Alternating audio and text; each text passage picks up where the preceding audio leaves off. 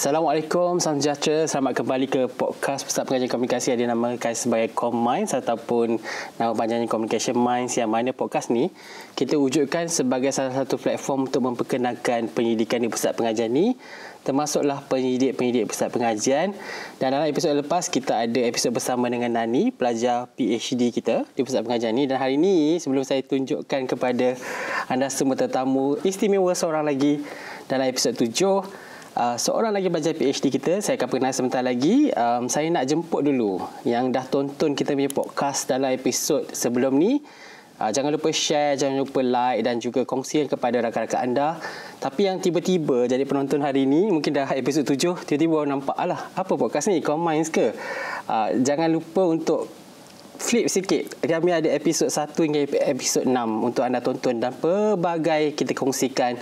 Contohnya dalam episod 5 kami ada seorang pensyarah dalam bidang CSR. Episod 4 kami juga bawa pembikin filem Cik Din Said dan Dr. Mahyudin dalam bidang filem. Lepas tu episod pertama dengan Dr. Nur Atikah.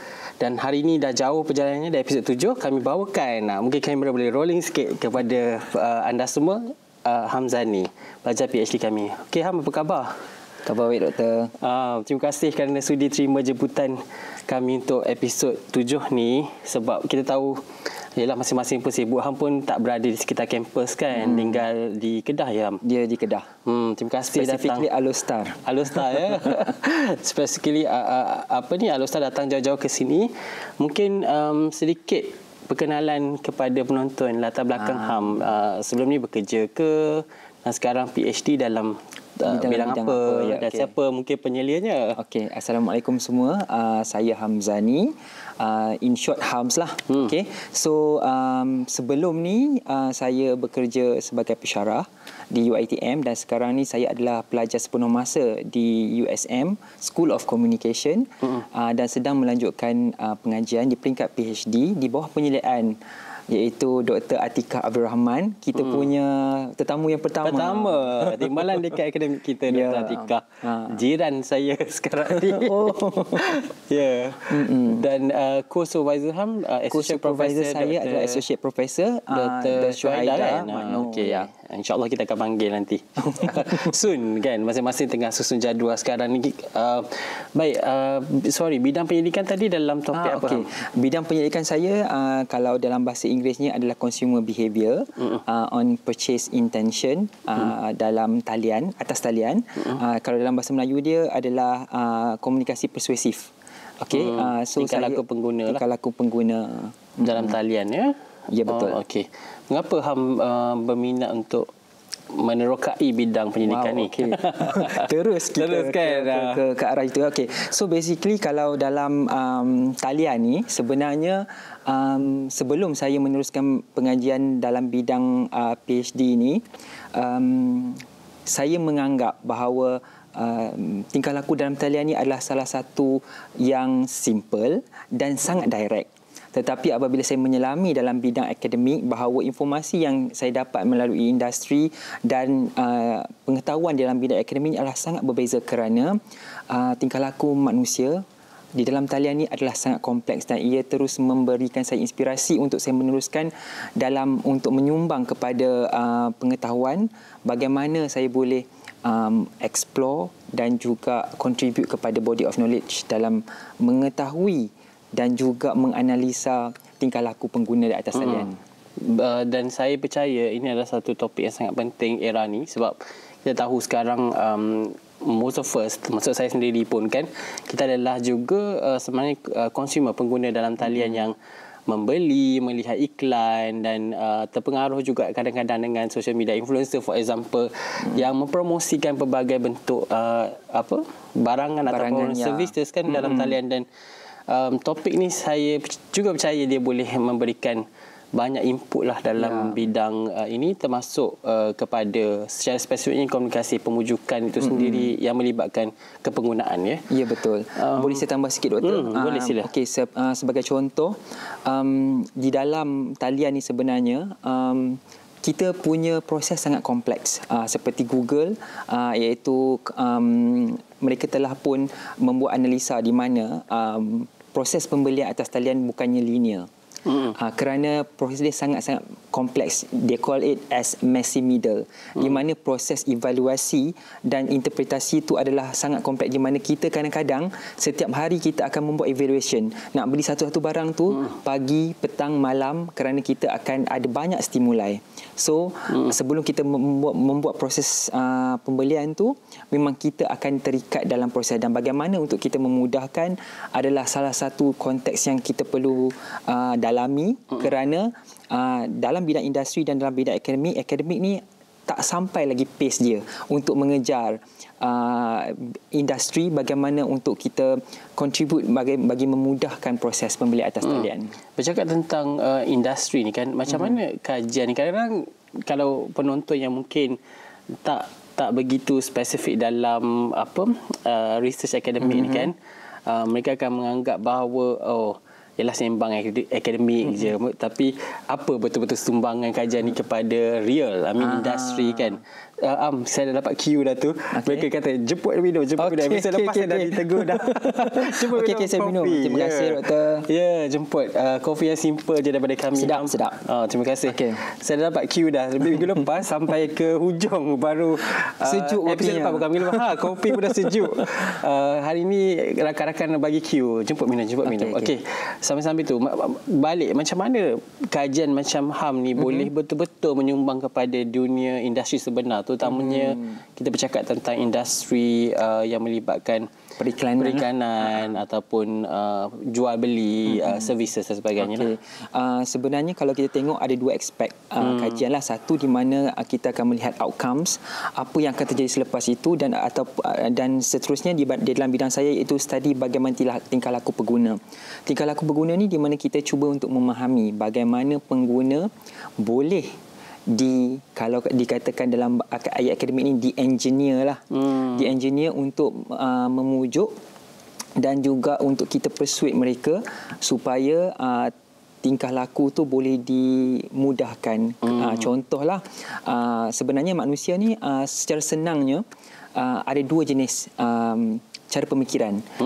Kalau mengikut Daniel Kahneman 2011, dia ada fast and slow thinking. Citation tu sudah PhD kita ni. Fast and slow thinking, di mana kita ni sebenarnya bukannya memikir satu cara saja, tetapi satu kita akan ambil cara yang sangat pendek, fast yang automatik, dan satu lagi cara yang kita selami, iaitu kita mengikuti proses-proses lah. Tengok feature ke ataupun kita cuba mengenali produk dan servis yang kita nak ambil itu. Jadi tak semua orang sama, tapi tak semua orang juga akan menggunakan dua-dua jalan tersebut untuk mereka membuat keputusan. Faham. Saya tertarik sebab kebetulan saya pun sedang baru-baru ni menulis tentang hyperconsumption, pembelian secara melampau. Disebabkan oleh pendedahan dalam media sosial sekarang ni kan. Kita lihat banyak pengaruh yang daripada social media influencer, for example, yang menunjukkan beli barang murah tapi pelbagai dan sebagainya, dan akhirnya kita nampak orang pun beli secara banyak, tapi akhirnya membazir kan. Kalau dalam pekajian HAM, adakah perkara ini juga dilihat sebagai something yang untuk you kata nak engineer kan pengguna tadi tu kan, nak lihat macam mana tingkah laku pengguna tu. Sebenarnya dia sedikit di luar skop kajian saya, tetapi saya boleh ulas sedikit lah. Sebab di mana sebelum saya mendalami bahagian kajian saya tu, perkara tersebut telah difikirkan. Sebab kalau ikut impulse purchase lah, impulse purchase ni dia adalah proses di mana external stimuli itu yang mempengaruhi dia, antara promosi lah, emotional kan, dan juga motivation. Tetapi itu dalam proses pembelian. Dalam kajian you tak melihat tu lah. Kajian saya sebelum sampai kepada proses tersebut, di mana bagaimana kita nak mula untuk memujuk mereka untuk berminat untuk membeli. Faham? Kita tak boleh dedahkan semua ni. Nanti kan nanti kajian ni, proses dia tu dia jadi macam terlalu semuanya di dalam ni. Sebenarnya saya pun memang ambil masa juga. Sebenarnya dalam proses untuk saya belajar di sini pun, saya ambil masa juga untuk saya mengenali orang kata fasa kajian tersebut. Sebab macam Dr. Atikah, dia ke arah brand loyalty kan. So di mana dia adalah post purchase evaluation.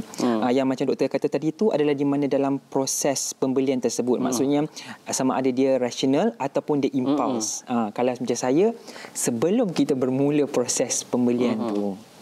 Baik, mungkin kalau penonton nak tahu setiap apa yang kita bincangkan, terutamanya yang tentang kajian you, kalau ada penerbitan nanti, mungkin mereka bolehlah follow dan juga baca dan memahami. Sebab kajian akademik ini kalau kita boleh baca dengan mood yang enjoy pun tak ada masalah pun sebenarnya, sebab ia adalah salah satu benda yang menarik untuk kita tahu walaupun kita bukan dalam bidang tersebut, sebab setiap daripada kita adalah dalam bidang yang berbeza-beza kan. Betul. Baik, bercakap tentang penyelidikan, mengapa hang memilih Pusat Pengajian Komunikasi di sini untuk melanjutkan pengajian dulu? Okey, sebenarnya School of Communication ini telah mendapat perhatian saya agak lama, di mana saya telah melihat antara pensyarah-pensyarah di sini boleh saya katakan mempunyai karismatik yang tersendiri. Alhamdulillah. Di mana saya tidak melihat kepada persaingan, tapi saya melihat kepada authenticity. Bagaimana setiap pensyarah di sini mempunyai identiti dan karakternya yang tersendiri. Dan saya berharap apabila saya berada di sini, para pensyarah dapat membantu saya untuk membina karakter saya juga. Dan Alhamdulillah di bawah bimbingan Dr. Atikah dan Dr. Syuhaida, mereka membantu saya untuk mengenali dunia akademik ni dengan lebih mendalam. Kerana sebelum saya, secara terus terang, sebelum ini saya menganggap bahawa proses pengajian ni, dia sebenarnya macam saya nak contribute kepada industri, saya nak contribute kepada knowledge, very direct. Tetapi sebenarnya saya kena mendalami pengetahuan tersebut dahulu. Dan itulah yang supervisor saya sedang ataupun telah pun membantu saya sepanjang 2 tahun lepas, di mana saya nak ubah, nak engineer saya punya fikiran tu daripada industri kepada akademik. Betul.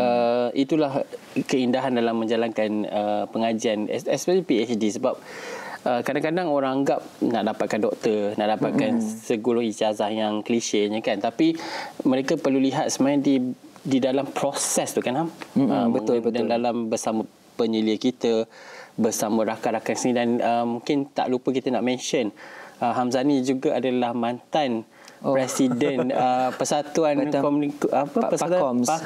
Persatuan Komunikasi untuk Pasca Siswa Postgraduate. So tahun sebelum ni bersama dengan Nani dan episod lepas. Ya, betul.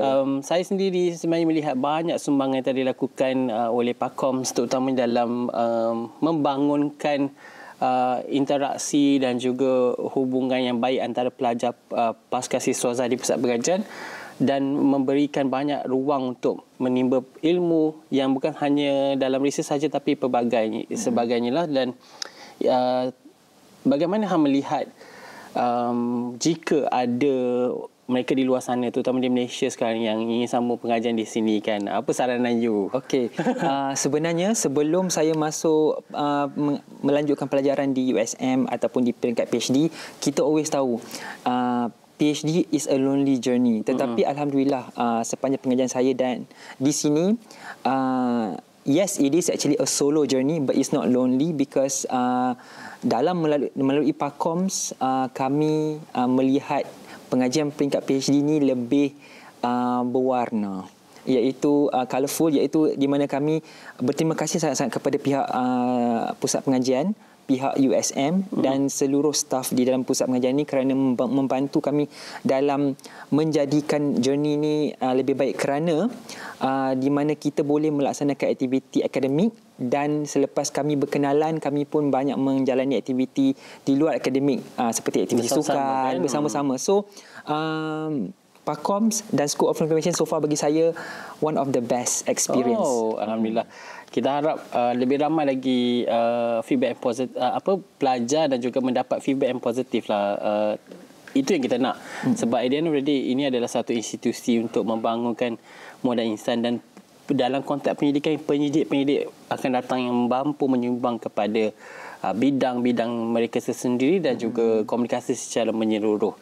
Okay, berbalik kepada topik kita hari ini, boleh tak kongsikan antara cabaran utama yang dihadapi sepanjang buat PhD? Cabaran utama sebagai seorang pelajar ni. Sebagai seorang pelajar, sebenarnya cabaran saya adalah di mana untuk mengubah ataupun memakai topi akademik tu. Kerana saya adalah sebelum ni topi apa? Sebelum ni saya adalah walaupun saya sebagai seorang pensyarah sebelum ni, tetapi saya memakai topi industri. Industri hat saya tu macam susah nak buka sebenarnya. Sebelum ni Ham dalam industri apa? Kalau saya boleh share lah. Sebenarnya perjalanan saya ni banyak, tapi saya lebih orang kata apa, mengamalkan konsep di mana bumi dipijak, di situ langit dijunjung. Sebab saya sebelum ni asalnya bidang sains, biologi, dan sepatutnya saya pergi UM untuk medical lab, tapi saya tukar kepada Meskom, ambil benda baru, and then after that saya meneruskan degree di dalam bidang broadcasting, dan saya intern dekat 2 tempat, iaitu dekat Astro 1, dekat Media Prima 1, dan kemudiannya saya jadi production assistant dan juga producer dekat NTV7 untuk Bella Lifestyle Talk Show. Lepas tu creative writer dan juga column writer dekat Karang Craft, and then move kepada Astro untuk jadi stakeholder management. Di situlah saya mula berjinak dalam industri marketing, advertising, client servicing dan sebagainya. So bila saya berubah daripada industri kepada akademik, saya masih membawa di mana saya perlu tekankan ilmu industri yang hardcore kepada pelajar, di mana untuk membantu untuk mereka ready. Tetapi saya rasa macam my ilmu ni tak cukup lagi untuk saya teruskan dalam bidang akademik sebagai seorang pensyarah. Jadi proses saya meneruskan PhD ni untuk saya mendalami apa sebenarnya dunia akademik ni, dan alhamdulillah supervisor saya membantu saya untuk saya juga memakai topik akademik untuk saya mengenali sebenarnya kita bukannya untuk mengubah dunia, itu adalah benda yang paling penting, di mana kita cuba untuk contribute to the body of knowledge, di mana bagaimana kita bawa pengetahuan berkenaan dengan teori dan juga berkenaan dengan pengguna, iaitu bidang saya, untuk kita contribute kepada industri selepas kita mendapat result. Bukannya result kita tu adalah contribution utama. So itu adalah antara cabaran yang saya rasa mungkin tak semua orang hadapi, tetapi untuk saya secara personal, memang orang kata apa, nak memakai topi akademik tu, ia adalah salah satu proses yang macam cukup besar, dan saya sangat hargai proses tersebut. Yalah, dan yang bagusnya macam you mention tadi, supervisor sangat supportive. Itu yang kita nakkan, sebab at the end of the day perjalanan walaupun solo, walaupun bersendiri, tapi dengan ada sokongan, ada kawan-kawan dan sebagainya, boleh membantu untuk meningkatkan motivasi dan betul. Semangat untuk teruskan pengajian PhD kan. Dan dalam bahagian terakhir, kita dah sampai penghujung dah sebenarnya. Sekejap saja. Sekejap je kan rasa. Dalam bahagian terakhir selalunya kita ada sedikit kisah-kisah menarik berkaitan dengan mistis lah, yang penonton mungkin ada yang suka bahagian ni. Kita tak naklah podcast ni, dia orang selalu cakap podcast ni serius sangat, akademik sangat. Kadang-kadang guna terminologi yang sangat berat kan, sedangkan kita nak dekatkan penyidik kita dengan masyarakat dan penonton di luar. So untuk bukanlah saja nak meringankan, untuk menarikkan perhatian sikit lah. Mungkin ada tak sebenarnya jadi penyidik, kalau bukan di sini ataupun sebelum ni, ada tak pengalaman mistis yang mistik yang dihadapi? Pengalaman mistik tu secara umumnya saya rasa tak ada kot. Cuma saya rasa macam di luar tandas otak saya kena ikat, tapi bila masuk tandas idea mencurah-curah. Wow. Itu je yang saya boleh katakan. Macam sometimes and most of the time lah, saya boleh letakkan saya punya buku nota di luar toilet. Sementara saya melaksanakan aktiviti di dalam toilet, tapi kemudiannya saya terpaksa keluar untuk sambung menulis. Tulis apa idea yang saya dapat, dan saya rasa itu adalah salah satu proses di mana sangat mistik untuk saya lah. Tapi bukannya kisah-kisah hantu, cuma saya rasa macam di luar ni kadang-kadang tak boleh nak berfikir, saya kena masuk toilet, duduk, and then after that idea datang. Dan one of the thing yang supervisor saya bagi tahu kat saya, like macam one of the thing yang paling penting adalah internet sebenarnya adalah gangguan. Walaupun saya membuat kajian tentang atas talian, sebab dalam proses menulis ni kita perlukan fokus.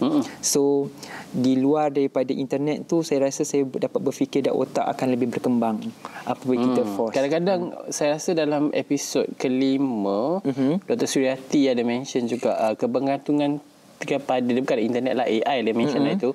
Saya setuju, kadang kita terlalu bergantung sepenuhnya dengan internet, teknologi AI dan sebagainya. Jadi dia menghadkan kapasiti pemikiran kita kalau kita lihat dari sudut tersebut.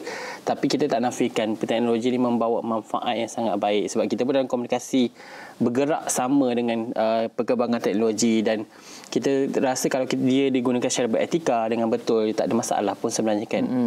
Okey, itu sahaja untuk perbincangan dalam podcast hari ini, dan saya sekali lagi mengucapkan ribuan terima kasih kepada Hamzani kerana sudi jauh-jauh datang untuk record dalam studio kita. Terima kasih banyak, dan saya doakan perjalanan PhD Hamzani berjalan dengan lancar dan berjaya mencapai apa jua yang ingin dicapai dalam kajian dan juga di selepas tersebut. Sebab saya selalu cakap dengan student PhD saya sendiri, kalau PhD ni adalah satu proses yang ianya bukan sepatutnya terhenti di situ, tapi selepas itu apa itu, betul. What's next kan, after you ada PhD you, itulah sebenarnya another perjalanan yang penting dalam hidup kita. Bagaimana kita menggunakan apa yang kita dapat daripada PhD kita untuk buat something in the future, sama ada sebagai ahli akademik, apa-apa sajalah yang boleh memberikan manfaat kepada orang lain. Saya bersetuju. Baik, terima kasih, dan kepada penonton di luar sana, jangan lupa terus tonton kita punya podcast Comminds. Kita harapkan lebih banyak penonton, sebab kita nak kalau boleh lebih ramai orang tahu tentang pendidikan dan pendidik kita, terutamanya pelajar-pelajar kita di sini. Okey, sampai jumpa dalam episod terusnya. Assalamualaikum.